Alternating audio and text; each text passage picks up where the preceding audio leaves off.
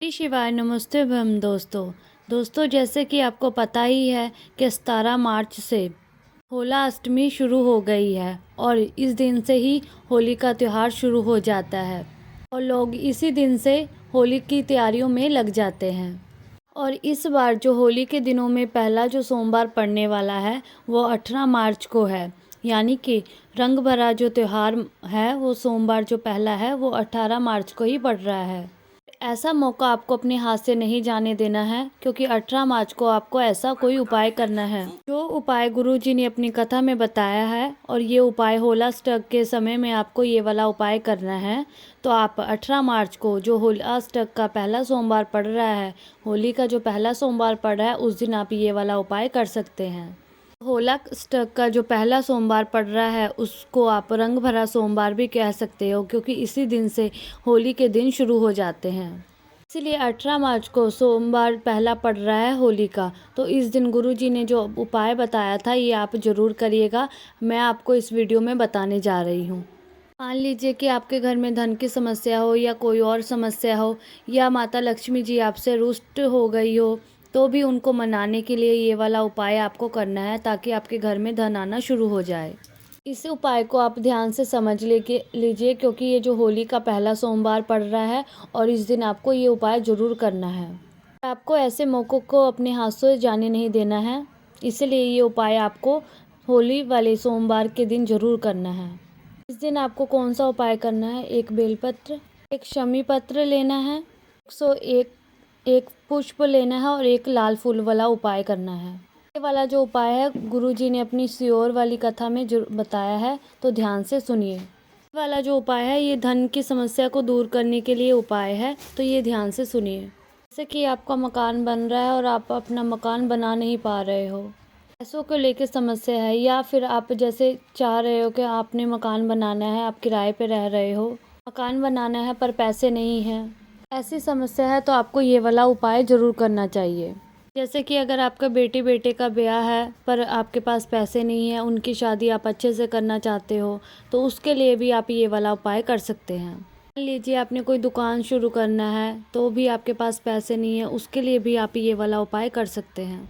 आपके जीवन में ऐसी समस्या आ रही है तो आपको ये वाला उपाय होली के पहले सोमवार के दिन आपको कर लेनी चाहिए।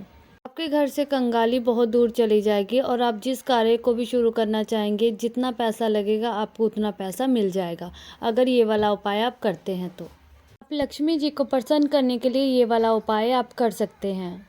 इस उपाय को करना है किसको, ये ध्यान से सुनिए, किसको करना है और कैसे करना है ये उपाय। ये वाला जो उपाय है ये घर की माताएं बहनों को ही करना चाहिए, जो कि एक बेलपत्र, एक शमी पत्र, सफेद फूल और एक लाल फूल वाला उपाय। कि घर की जो माताएं बहनें होती हैं वही ये उपाय को करें, क्योंकि वो घर की लक्ष्मी होती हैं। और अगर माताएं बहनें इस उपाय को करती हैं तो उनको बहुत ही जल्दी जो वो मांगेंगे वो मिलेगा और उनके घर में कभी भी धन की कमी नहीं होगी। इस उपाय को आपको करना है किस समय, ये ध्यान से सुनिए। इस उपाय को मुख्य रूप से आप सुबह के समय कर सकते हो। आप सुबह 7, 8, 9 बजे, सुबह जितनी सुबह जल्दी हो सके उतनी सुबह आप ये उपाय को कर सकते हैं। ये होली का पहला सोमवार है, इसीलिए इस दिन आप ये उपाय कर सकते हो। या फिर आप इस उपाय को, अगर आपको सुबह के समय नहीं मिल रहा है तो आप इस उपाय को शाम के समय भी कर सकते हो। प्रदोष काल में आप ये उपाय को कर सकते हो, या 7-8 बजे से पहले ये आप उपाय कर सकते हैं। अब इस उपाय में आपको सामग्री क्या क्या चाहिए।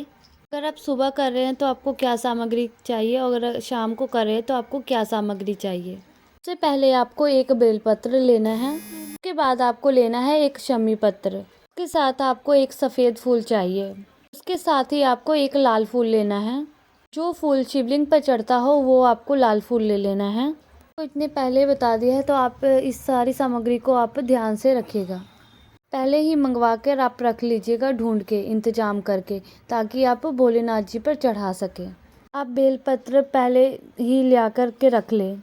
आप ध्यान रखिएगा, आप खुद का बेलपत्र लेकर के आए, खुद का शमी पत्र ढूंढ करके लेकर के रखें, एक सफ़ेद फूल और एक लाल फूल। जब आप ये सारी सामग्री तैयार करके रख लेते हो तो आपको क्या करना है, सुबह के समय अगर आप ये उपाय कर रहे हैं तो आपको क्या करना होगा, 1 लोटा जल जरूर आपको भोलेनाथ जी के वहाँ पर लेकर के जाना होगा। अगर आप रोज़ मंदिर जाते हो तो आपको ये उपाय करने से पहले आपको भोलेनाथ जी की पूजा अर्चना ज़रूर करनी चाहिए। और आपको पूजा सामग्री भी लेकर के जानी होगी, साथ में आपको 1 लोटा जल भी लेके जाना होगा। और अगर आप शाम के समय जा रहे हो इस उपाय को करने के लिए प्रदोष काल के समय, तो आपको एक घी का दीपक साथ में लेकर के जाना होगा। अगर आप शाम के समय जा रहे हो तो आप ध्यान रखिएगा, आपको गोल बाती वाला दीपक तैयार करके आपको लेके जाना होगा। जब आप सुबह के समय जा रहे हो तो आप ध्यान रखिएगा, आपको शुद्ध जल से नहा करके उसके बाद ही आपको ये उपाय करने के लिए जाना होगा। और जब आपने मंदिर में पहुंच जाना है सुबह के समय, सबसे पहले आपको 1 लोटा जल आपको शिवलिंग पर चढ़ा देना है। और जो आप एक समी पत्र, एक बेलपत्र लेकर के आए हैं और सफ़ेद फूल और लाल फूल, उनको आपको एक साथ एक प्लेट में रखना है, उनका प्रयोग अभी आपको नहीं करना है। से आपकी पूजा अर्चना हो जाती है, उसके बाद आप शिवलिंग के पास बैठ जाओ वहाँ पर। उसके बाद अगर आप ये उपाय करने के लिए शाम के समय गए हो तो आप शाम के समय जा कर के सबसे पहले वो जो दीपक आप लेकर कर गए हो उसको आप जला कर के वहाँ पर भोलेनाथ जी को दिखा दो। और उस ध्यान रखिएगा, जो दीपक जलाना है उसको आपको अपनी माचिस से ही जलाना है, तभी उसका फल आपको मिल सकता है। उसके बाद आपको शिवलिंग के पास बैठ जाना है, फिर आपको इस उपाय को शुरू करना है। शिवलिंग पे आप सबसे पहले ये देख लो कि जो माता अशोक सुंदरी का स्थान होता है वो कहाँ पर होता है। शिवलिंग होती है, उसके बाद जलाधारी होती है, और जलाधारी का जो बीचों बीच का स्थान होता है वो माता अशोक सुंदरी का स्थान होता है। काफ़ी लोगों को पता भी है कि माता अशोक सुंदरी का स्थान कहाँ पर होता है। उसके बाद जो आप एक समी पत्तर, एक बेलपत्र और एक फूल और एक सफ़ेद फूल, लाल फूल लेकर के आए हो, उसको एक एक करके आपको चढ़ाना है। इन सभी चीज़ों को आपको एक एक करके माता अशोक सुंदरी के स्थान पर आपको चढ़ाना है। इस उपाय को करते समय आपको एक नाम जरूर लेना है, कांता भगवान का। कांता भगवान का नाम ले सकते हो, शिव और नारायण का भी आप नाम ले सकते हो।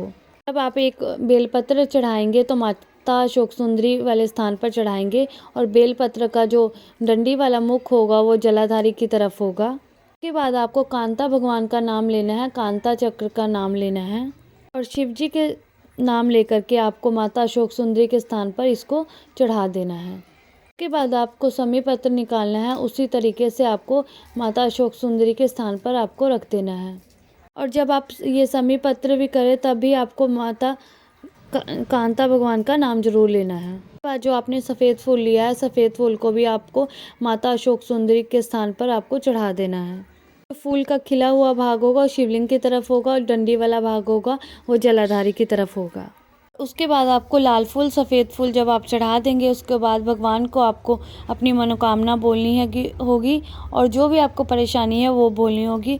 भगवान ज़रूर आपकी मनोकामना पूर्ण करेंगे, पूर्ण करेंगे, पूर्ण करेंगे, पूर्ण करेंगे, पूर्ण